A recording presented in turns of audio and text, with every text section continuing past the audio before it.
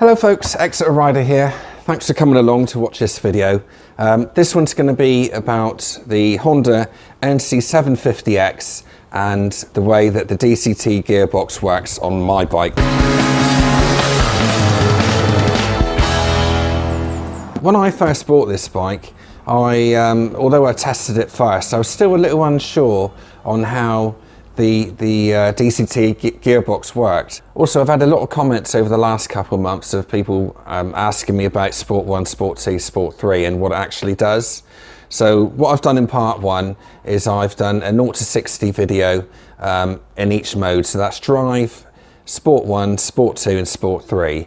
So you'll be able to see how it takes off and how it changes gear and it gets up to 60 and a little bit beyond sometimes. So that's going to answer that, and also I'm just going to run you through the controls as well, so I can let you know what's what. On the left-hand bar, we've got the downshift button. So if you're in even if you're in DCT, you can click down and it'll go down the gears to give yourself some engine braking if you're coming up to the lights or a junction. Okay, also on the left-hand bar, we've got the upshift button on the opposite side to the downshift button. Okay, so on the right handlebar, we've got the DCT selector. So we've got neutral, drive and sport. So when you start the bike up, it will actually automatically select neutral anyway, just for safety. When you kick the stand up, start the bike, and you can then push it into drive, and then away you go. Also, if you hold on to the button, you can select Sport 1, hold on again, Sport 2, and hold on again is Sport 3. All of those modes you can actually select when you're in, when you're rolling along, when you're on the fly. Again, on the right-hand handlebar, we've got this button here, A&M, which stands for automatic or manual. Very rare I use this. I normally just leave it in DCT in automatic. This video is going to be a two-parter. I edited it and I just found out it was just too long. So in part 1, I'm going to show you all the different modes, Sport 1, Sport 2, Sport 3 and Drive, 0 to 60. In part 2, I'll be showing you just driving the bike around town, and then you can see how it changes gear. All right. So what I've done is I've set up my phone to video the screen, so you'll be able to see the revs going up and down, and also with it changing gear, and you'll be able to hear the clunks and it going up and down the gears as it goes through. So I'll put that up in the top right hand corner. It's not the best, it's not the highest production, as you can tell. It's my phone and a bit of sellotape, but at least it gets the message over to you. I mean, this is going to cover all the DCTs, such as the Integra, the Africa Twin, the Goldwing. They all behave about, pretty much the same, but obviously with the other bikes you've got more power than the NC750X. But again, this is going to give you an oversight of it, and you'll be able to see how it works. All right, so enjoy the video, and here we go. Ignore that if you can. I know it's a bit off-putting. Recording. Switching gear. Do a quick test run. Looks good to me.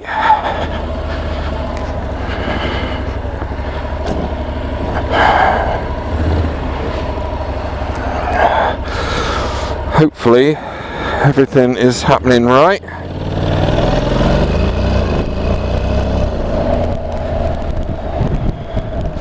Hopefully I've synced up the cameras right as well.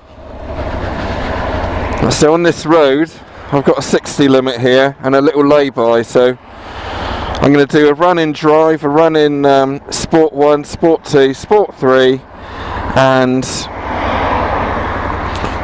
manual as well, if all goes well and the batteries last okay. Let's see how it goes. Here we go. Actually, let's do it. Show it. Yeah, let's do it here. Here we go. This is in drive.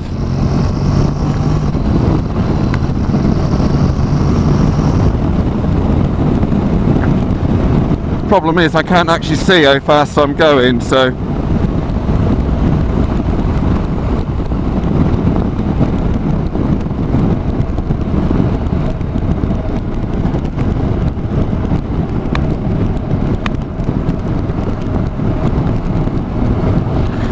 I'm going to do a turn around here and do a loop.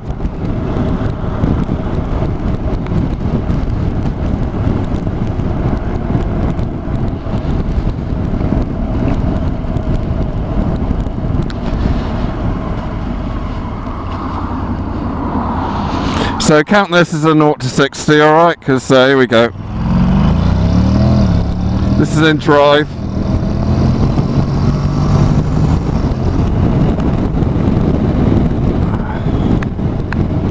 Can't actually see what I got up to there, but I would imagine it was pretty close anyway.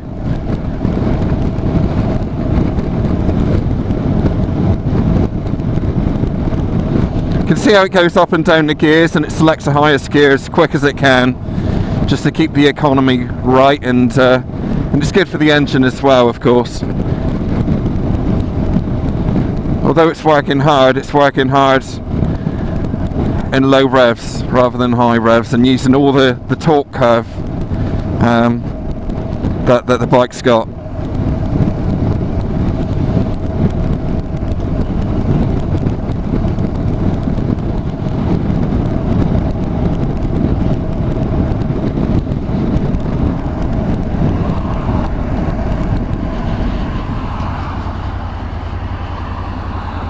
So what we'll do is we'll change. Oh, here we go. What I'm going to do now is change it into Sport 3, okay? We'll go 3, 2, 1. And that'll make sense. No, actually, no. What we're going to do it in Sport 1 now. And you'll see now that it will hold on to the gears a lot more. Nice bike. A lot more, and keep it in a high gear. Right, so I'm going to take off slowly. Alright, and then there's nothing behind me at the moment, so I can take it steady. I can see the sign up there, so I'm going to open it up now. Sport 1, it's going to hold on to the gears. Now there's your 60.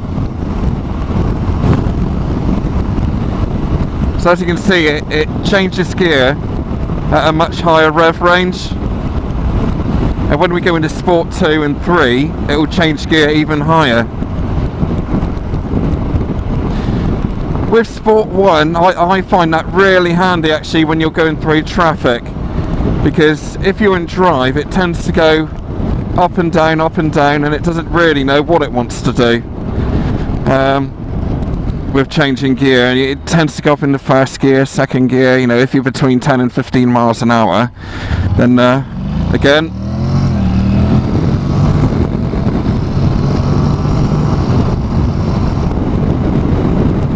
yeah, so in traffic it does tend to go up and down between gears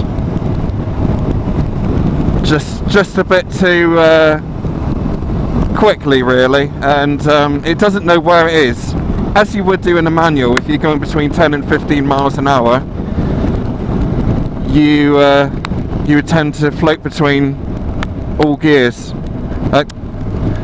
First and second gear, sorry, I've got to concentrate on what I'm doing here, the camera, and I've got a lot to think about here. In between first and second gear, where Sport 1 it will just hold into first gear, and that's what you want when you're doing sort of 10 and 15 miles an hour. You don't want it going into second too soon, do you? If it's stop-start stuff.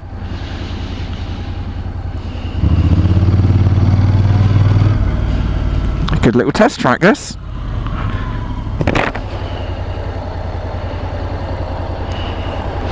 Well, let's go into Sport 2 now.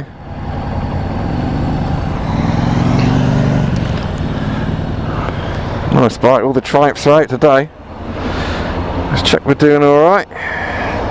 Yeah. Right, in Sport 2 now, so we're going to see what that's going to do.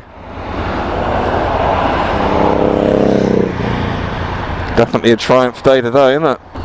Here we go then. Right, I'm going to do it straight from here. Sport 2 is going to hang on even longer now. Here we go, open.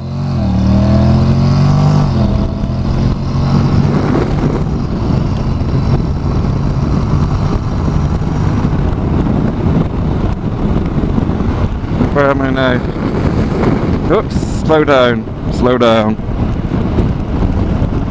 Just for the purpose of the video, I don't, honestly, you know, it's, I can't see my speedo, so,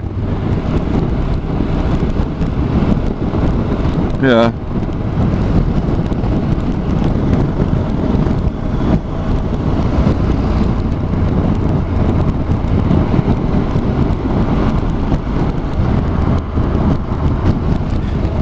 Downshifting now via manual. Here's my slot. Open her out. Again, this is Sport 2.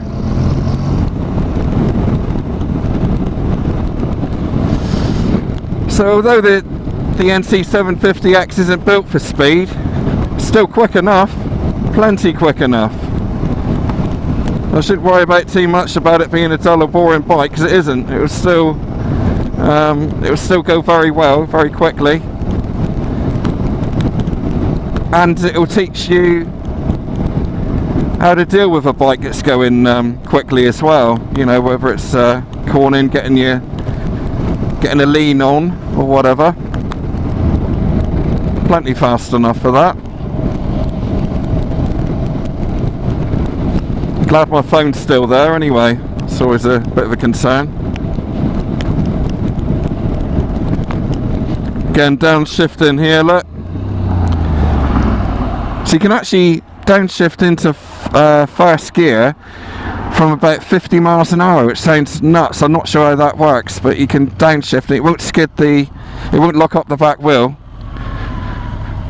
And I've got this one in front of me now, which is a bit irritating. Right, onto Sport 3 now. There you go. Okay, let's get rid of this one. Okay, so steady and open.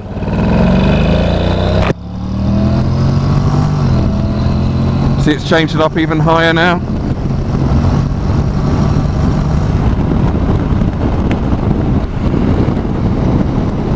Indicator off.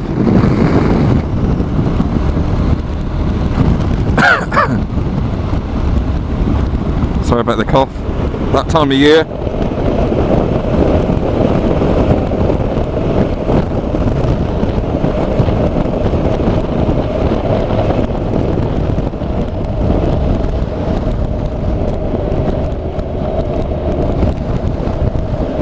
Getting downshifting, really, really good. Quite good engine braking on this one when you want it to be.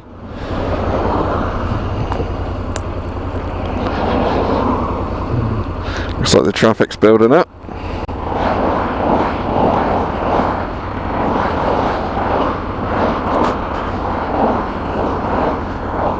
That'll do. Flat out again. So between Sport 2 and Sport 3, I have to be honest, I don't really see a huge amount of difference in Sport 3. In drive it changes about 2,000. In Sport 1 it's a little bit higher, 3,000 is it? And then Sport 2 and 3 it changes up at about 3,000, about 3,000 or 4,000, something like that. It's not a lot in it though between Sport 2 and 3, I find. What we'll do now is we'll go back and do that in manual. Because this bike, I mean, this particular one is a 2017 model, so it redlines at 8,000. Whereas the new ones, I think they redline at 9,000. So you got a bit more, but this is one of my arguments because I think the NC750X is better to get in DCT. I'm sure it's very good in manual. I haven't tried it, so I can't really comment, but let's shove it into drive a minute. I just kind of feel you'll be changing gear pretty damn quick, like, you know. So let's use that button that I've only used a few times, and that's this one here to change it into manual. And I've got the paddles here, so I'm going to click up the gears with this one and click down with this one when needed. When you're in drive or sport mode, you can downshift when you're in drive or any of the sport modes, and it is good for coming to the lights and when you need a bit of engine braking. So this isn't really a 0 to 60 on this one, but well, yeah, why not? Right, here we go.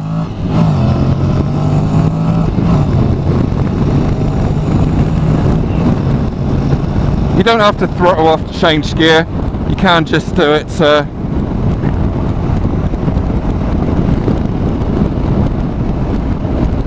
You know, while you're pinning it back, which I'll do on the way back, maybe. So I can go down a gear, 2, or another one, and even another one. Open it up. Anyway. That was quite a ropey gear change there, but it is, like I say, this bike does tend to lend itself to be DCT. It's very well suited because it does rev so low. If I had another 4,000 RPM to it could deal with, then that'd be fine. Let's put it into, yeah, that one there. Also, when you're coming up to a stop, if you're not in first gear when you stop, it will change down to first gear for you. It won't let you come to a stop and sort of in any higher gear. So it sorts all that out, which it would have to, wouldn't it? Let's go for this.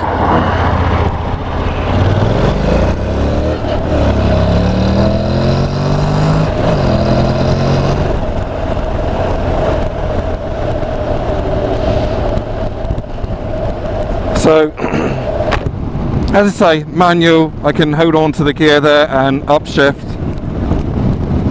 I can even hold on to the gear and downshift. Onto the accelerator, sorry. But it just lends itself, it's just so easy to put it into manual, automatic, and just let it deal with it. It's just, does a much better job than all this paddle stuff. Bit pointless, really. Pointless, but necessary. It is needed. Because if you haven't got it, you don't know, do you? And if I didn't have paddle shift, then I'll be saying I would want it. But in fact, I don't actually need it now that I know that, now that I've got it. Right. Okay. So that's that done. So what I'm going to do now is head into some traffic and busier stuff and a bit more varied riding. And you can see how it reacts